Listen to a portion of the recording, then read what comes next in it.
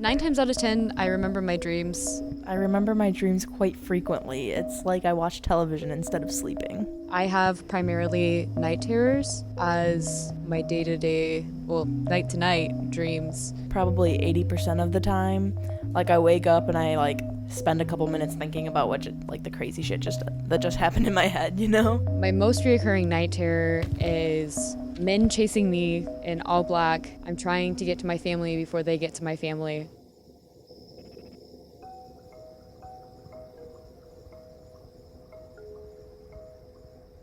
And they always make it there first. It either results in death or kidnapping. My most reoccurring dream at my childhood home, I had a tire swing in the backyard, and I used to run off the top of this hill and dive into it and just swing.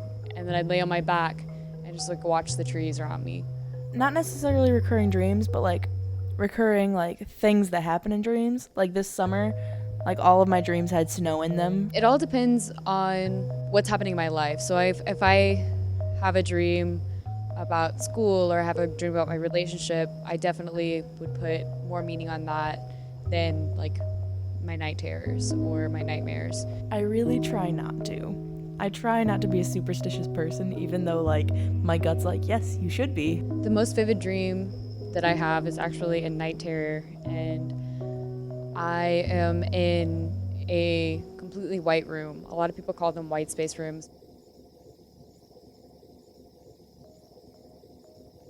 I am strapped to like a folding chair. My arms are tied, my legs are tied, and there's just women and children screaming, primarily babies, and just shrieks. And I'm just trying with all my might to get out of this chair, and I can't. And then I always wake up in a cold sweat and breathing heavily and crying.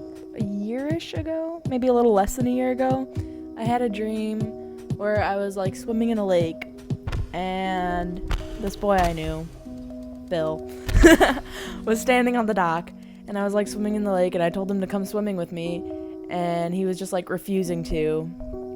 And so I went and like dove under the lake, and I was like breathing underwater and stuff, and like the whole bottom of the lake was like covered in gold, just like everything was gold. I have always been, it sounds really corny, but a protector of innocence. I just feel like that's one of my biggest fears, is like something happening that I can't help with or I can't control. That was at a point where we were like, I knew what I wanted out of it, and it was kind of me beckoning him into it. So I think that might have been some sort of like representation of that.